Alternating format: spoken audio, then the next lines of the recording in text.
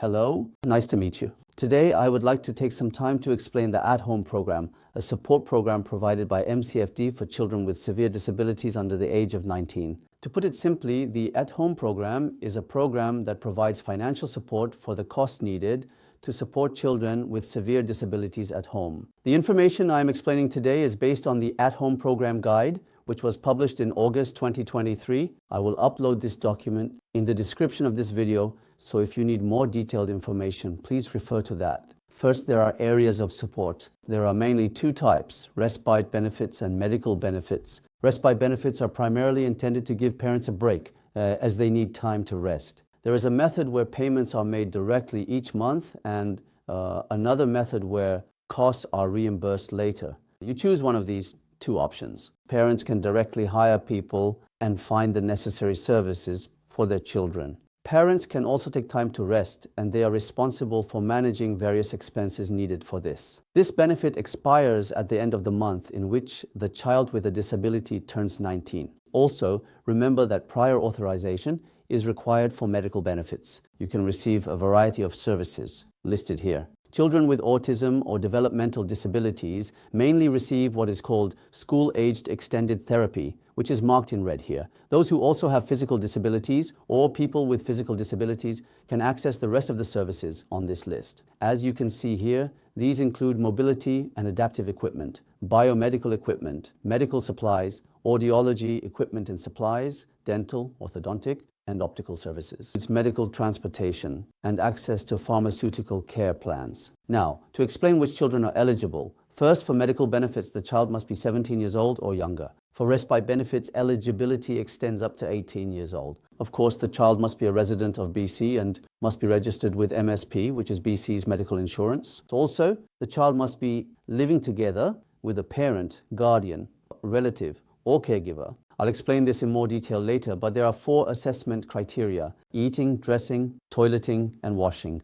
If it is determined that the child is dependent in at least 3 out of these 4 areas of daily living, they can qualify. As you can see below, if the child is dependent in 3 out of the 4 areas, you can choose either respite or medical benefits. If the child is dependent in all 4 areas, they can receive both respite and medical benefits. In my case, my child was not eligible for the at-home program, so we were not able to receive this. Therefore, I do not have any experience with the at-home program. So I asked people around me who have received services from the at-home program, and they said that it's common for children to qualify in 3 areas. In those cases, many people end up choosing either respite or medical benefits, but most tend to choose medical benefits. I'll explain the reason for that in a little while. Now, I'll explain the process of how to apply, get evaluated, and receive support. First, you need to fill out the at-home program application form. The application form is available on the at-home website, so you can refer to that.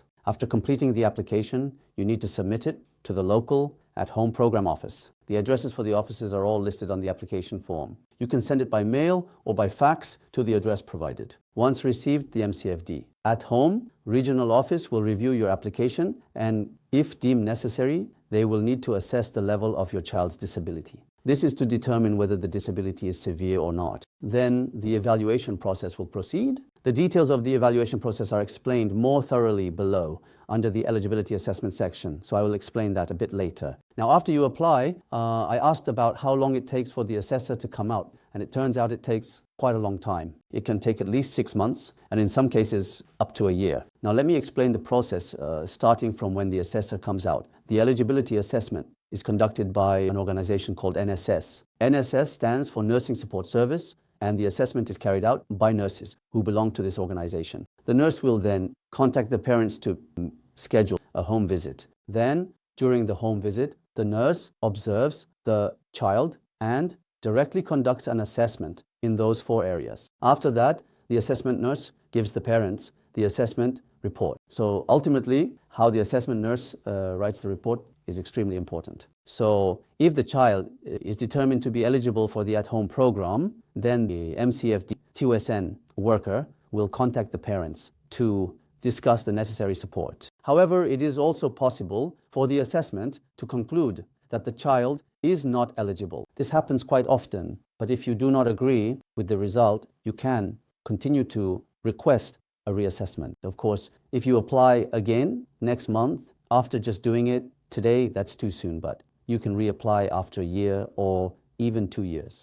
There are cases where a child is not eligible before the age of 6, but is deemed eligible after turning 6. In some cases, eligibility is determined at age 9, so as the child gets older, there are actually situations where they become eligible. But if you think about the reason, as our children get older, the gap between them and typically developing children becomes more pronounced. That's why I think there are more cases where eligibility is determined as they get older.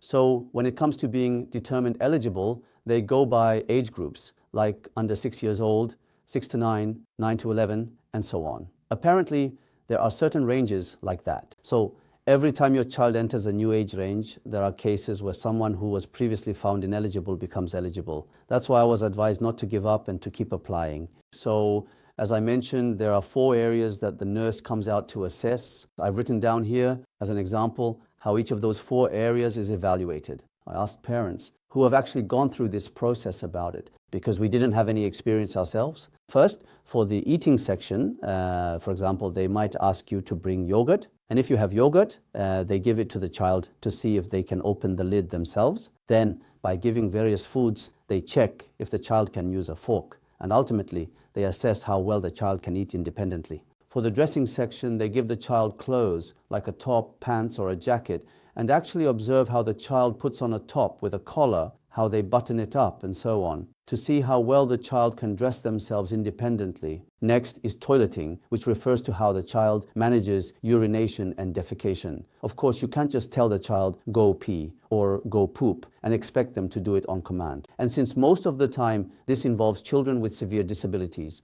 it's difficult to observe this directly. So we often ask the parents about it. That's why parents need to prepare well, so they can answer these questions properly. I've heard that it's important to get ready in advance before the assessment, so you can respond accurately. Another area is washing. For example, after washing their hands, how do they dry them? Also things like using soap, versus washing their face, washing their hair, taking a shower, these are all evaluated. While you might be able to have them wash their hands as a demonstration, it's difficult to have them actually wash their face or hair during the assessment. So in these cases as well, they often ask the parents. So you also need to be well prepared on how to answer these questions. Even if they don't fall exactly into these 4 areas, it's helpful to fully explain any challenges they face when you respond. That's what I've heard. Earlier, I listed various types of medical benefits, and among them, in cases of autism or developmental disabilities, it is often school-aged extended therapy that applies. So what kind of service is this?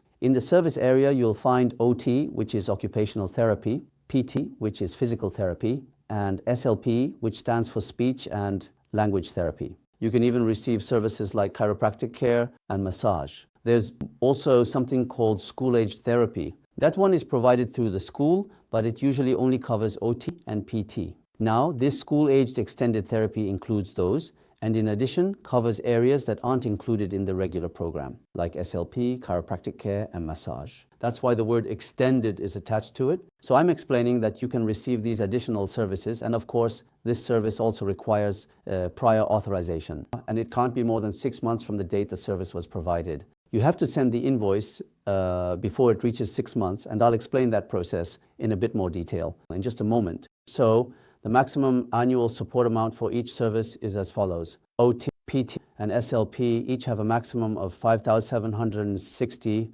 covered over 12 months. For chiropractic and massage, the maximum annual support amount is $119.20 for each service. And as for the maximum support amount per hour, that is for OT or SLP, how much is covered per hour? It used to be only $80 per hour until recently, so parents had to cover the remaining costs themselves. But recently, this amount has increased significantly, and now OT, PT, and SLP are supported up to $160 per hour. Next, for things like chiropractic or massage, each is supported up to $40 per hour. So then how do you apply? If you need OT, PT, or SLP, of course, parents will need to select a provider for OT or SLP. Then the specialist chosen by the parents will fill out a form called the Request for School-Aged Extended Therapy, and the specialist directly submits it to the department called the AISH Program Medical Benefits, and then the agency reviews it. So that's how it gets approved. So what parents need to do is